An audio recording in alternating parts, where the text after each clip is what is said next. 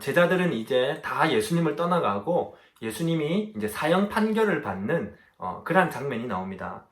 사형 판결을 받기 위해 예수님이 이제 최고 재판장에게 가게 되는데 최고 재판장인 당시 로마 총독 빌라도에게 갑니다. 당시 이제 최고 그 지역의 대장이라고 할 수 있는데 이 사람이 오케이를 해야지 어떠한 것에 대해서 이제 승인이 되어서 사건에 대해서 이제 해결을 할 수 있고 만약에 노 해버리면 다시 뒤로 가서 재수사를 해야 되는 거죠.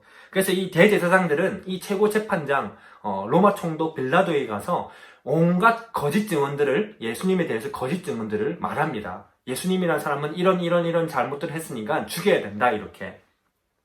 근데 예수님이 어제 본문과 마찬가지로 어떻게 합니까? 조용히 하고 있습니다. 아무 말씀도 하지 않으십니다. 왜요?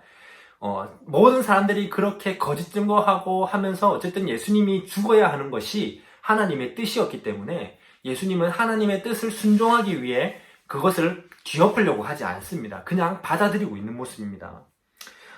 그러다가 어떤 얘기들이 오가갔는지 모르겠지만 바로 이제 모든 것이 스킵되면서 이제 그 지역에 있던 전통 얘기로 넘어갑니다. 그 지역에는 한 전통이 있었는데 명절에 되면 이제 죄인들 중에 한 명을 그냥 용서해주는 그러한 전통이 있었습니다. 그래서 빌라도가 예수님을 풀어줄까 아니면 다른 죄인 중에 한 명을 풀어줄까 사람들에게 물으니까 사람들은 바라바라는 죄인을 풀어주자 합니다. 이 바라바는 정말로 사람들을 많이 살인하고 사회적으로나 정치적으로나 사람들을 정말로 혼란스럽게 만드는 최악의 죄인인데 사람들은 오히려 예수님을 죽이고 바라바를 풀어주자고 합니다.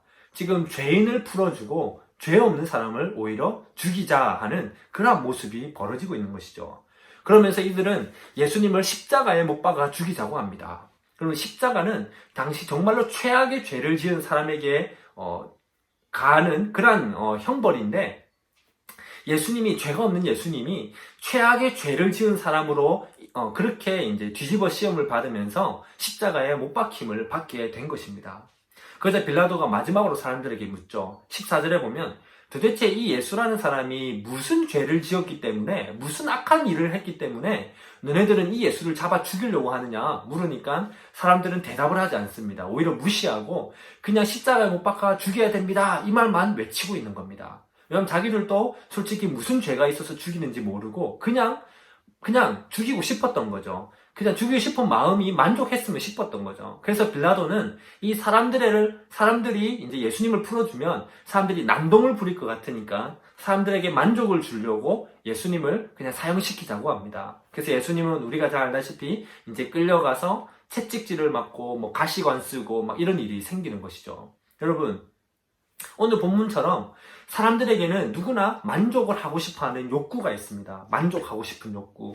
그래서 우리들로 보면 지금 뭔가 쉬고 싶은 마음 또는 게임하고 싶은 거, 놀고 싶은 거, 뭐 여러 가지 그런 마음들이 있죠. 여러 가지 생각드는 그런 마음들이 채워졌으면 하는 그러한 마음이 다 있다는 겁니다. 그렇게 만족해지는 거.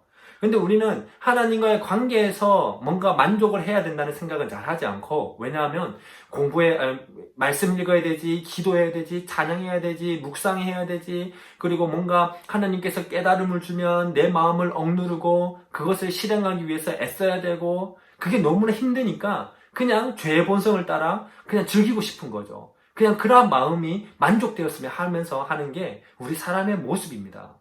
여기 우리들에게도 너무 많습니다.